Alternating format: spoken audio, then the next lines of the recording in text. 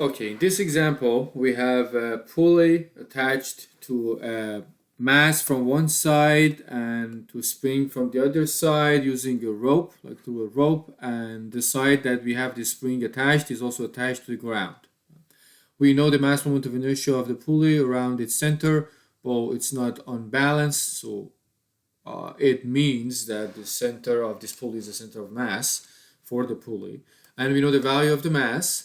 We are told the stiffness of the spring, how much is that? And we're also told the system is released from rest, which is an important piece of information, meaning that the spring is not stretched at the beginning of the motion or compressed. So it's totally unstretched. So there is no initial force in the spring or applied by the spring to the system.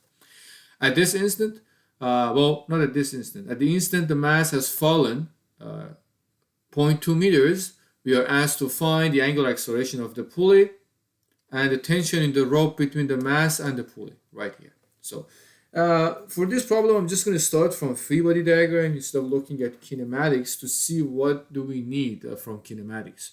There are cases that we're not sure what do we need and which point we have to study from kinematics. So you can just start from free body diagrams and see what happens and what is missing and what you need to find out what the problem is asking for. So let me start with free body diagrams and kinetic diagrams, obviously, looking at these two masses, well, these two rigid bodies. We have a pulley rotating and we have a mass moving downwards. So I'll put this one, let's say this one, the free body diagram for the pulley. I'll just make a copy of that, put it next to it for kinetic diagram. So this is equal to this one. And let me just do this, the next one exactly at the same time. Looking at the mass, picking something appropriate, useful in these shapes. I guess this will do.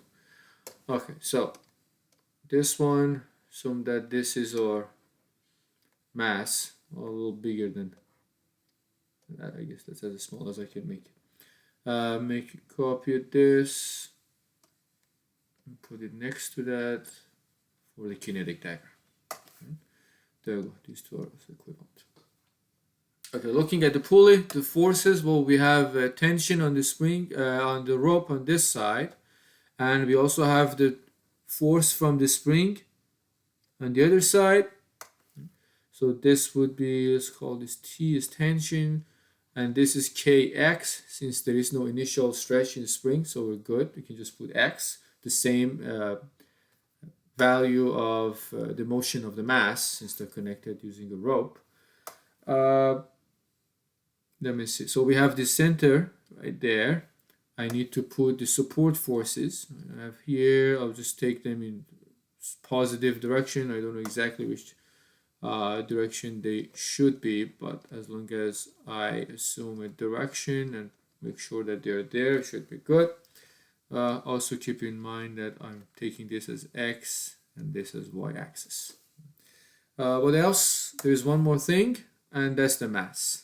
The mass of the pulley, pulling it downward. And I'm going to show the mass of the pulley with uppercase M, so mg. Looking at this mass, well, we have the tension force on this mass in the opposite direction, like the same force. That would be T. On this side, well, the effect of mass. So I'm just going to put it on this side. So that will be straight downward to gravity, and that gives me mg. Looking at this side, kinetic diagrams, well, the pulley is only rotating around point O, so the only thing there is IO alpha. IO is the point that we have the rotation about, which is the same as the center of gravity in this case. And we have force, well, we have the ma as the acceleration of center of gravity for this mass, right? This is only moving, it moves in one direction, so we only have one component in j direction, assuming that this is our xy coordinates. Now, let me write the equations. Right? summation of all moments, I'm going to write it for the pulley, that's the one rotating, is equal to IO alpha. I'm taking the direction of the motion as positive. From there, well, K would be Kx times R as the radius of the pulley, and it's going to give me a negative value since in the opposite direction of the direction I assumed as positive, plus T times R, and this is going to be positive, is equal to IO alpha. Now I'm going to write the summation of forces in y direction for the mass, right? Not the pulley, but the mass, since that's the one having acceleration in y direction. And let's take downward as positive for that case. It doesn't really make a difference. We could just do it the other way. Mg, oh, that's the point of writing. Mg minus T is equal to M times acceleration of center of gravity. From here you can find T, just keep it here, we're going to use this, Mg minus Ag. Right, so I've got two equations. I know IO, I know M, I know G. What is missing from these equations? I know R, I don't know the value of T, right, the tension, which is what I'm asked to find, and I don't know the value of alpha, right? So I have two equations right now and three unknowns, T, alpha, and Ag. If I plug this in back to this equation, I can just make it one equation. At this point, you might ask, why didn't I write the equations for forces, summation of forces in y direction for pulley? Well, if I write that, it gives me an extra equation, but what happens is that OY comes into play. So I'm going to get an extra equation, an extra unknown. It doesn't really do anything for me. So I'll just skip that step because I don't want to find OY anyway. Right? So that's why I didn't actually write it. So if I put this together, right, these two equations, I can at least put them in one equation. Would be MR, let me see. We start with minus Kx times R plus, well, T, I have it from the second equation now. Right? I can just plug it in. It'll give me MR times G minus Ag, and that is equal to IO alpha. From there, I can just move things around, make it a little, I guess, nicer. It's not really necessary. Ag minus Kx times R equals to IO alpha. Right? That's the relationship.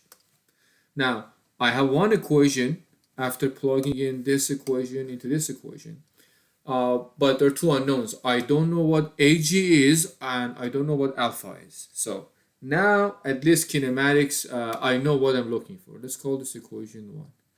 Now I know what I'm looking for. I'm essentially looking for a relationship between Ag and alpha.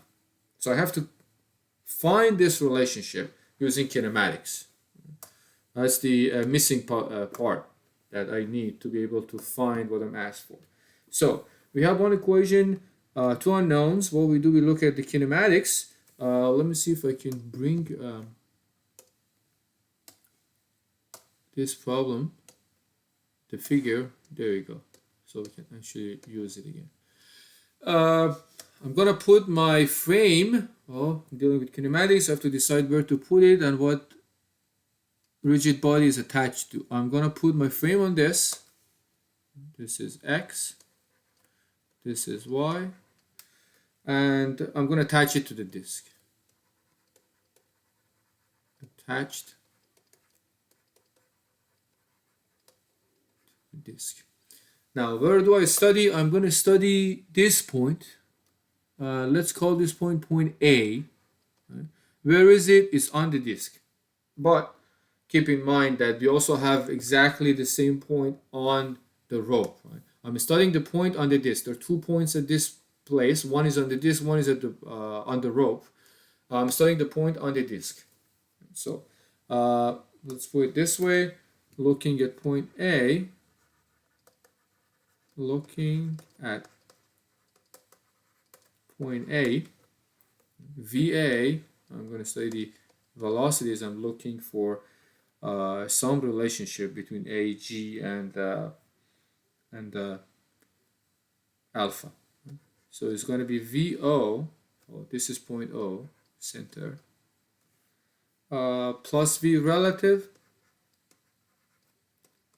plus omega cross R. These are vectors. Now they both are attached to the same object, so V relative is 0. VO is not really, point O is not really going anywhere. So from there I can actually find VA, velocity of point A. You could do it even without plugging, putting or better to say, without even going through the relative motion analysis. So R omega, right, in J direction. How is it in J direction? Well, if this is point O and this is point A, right, this is point O, this is point A, this will give you R omega. Right? R omega is perpendicular to R. And since omega is counterclockwise, well, it's the assumption, but it's most probably true because the mass is going downward. So that will give you R omega in J minus J direction. Now, acceleration AA is equal to AO plus A relative plus alpha cross R plus 2 omega cross V relative plus omega cross R. Okay? So we have these components, and let's just start looking at each and see which one do we have and which one we don't need to be worried about. So A relative is 0, point A is on the disk. AO is 0, point O is not really going anywhere, it's fixed. There is no relative velocity, so this term becomes 0. So we are left with alpha cross R, right? Its magnitude is R alpha. The direction, well, let's see, we have point O there and point A there. All right, I'm going to connect them. This is point O and this is point A. And let's assume that this is the direction of the angular acceleration. If we go with the assumption, R alpha or alpha cross R is perpendicular to R always, and the direction would be in this direction. So this becomes minus R alpha J. Last term would be omega cross R. Right? This term, as we said multiple times before, it always pointing from the point that we're studying to the point to the origin of the center, to the origin of the local frame. So this gives me, well, in terms of magnitude, would be R omega squared, and the direction is actually minus I. Just for the sake of completeness, I'll show you the direction, but at this point you should be pretty comfortable finding this direction. This is point O, this is point A, and well, omega, let's say, is this way. As a result, you'll get the direction of R omega squared in this way, which is minus I. So you get A. Right? AA is, I'm going to put I components, well, there's only one, R omega squared I minus R alpha J. So there are two components. Now, the tricky point, I would say here, is that we are looking now at what is the acceleration of the equivalent of point A on the rope. Now, on the rope, we don't really have a circular motion.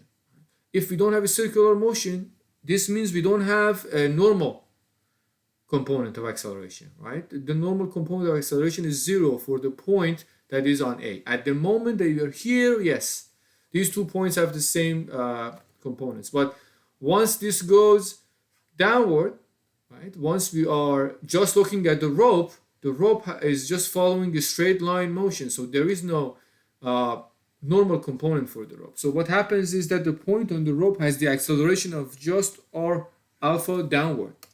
Right? This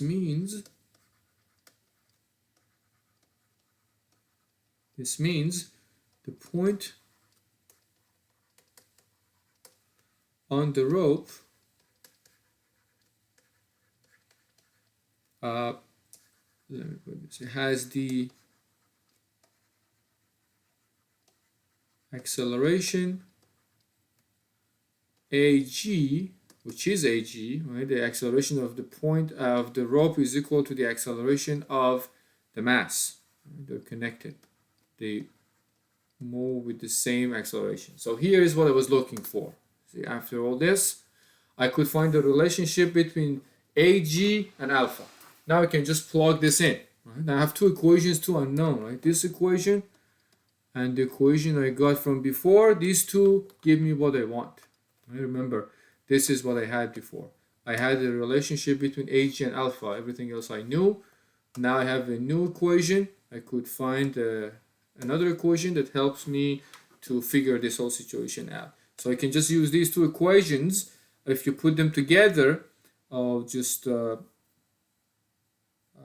me write the final expression. With the mg minus kx, I move things around a little bit, times r is equal to IO alpha plus m r squared alpha. From here you can find alpha. You can find alpha as mg minus kx times r divided by IO plus mr squared. This gives you 14.7, right? Rad per second squared. And this is the angular acceleration you are looking for. Everything here you know. Right? You know R, you know X, you know K, IO, everything here you already know. Now, once you know that, you can actually find the tension, right? In the cable. So T is equal to, we have this relationship from before, from free-body diagram, G minus R alpha.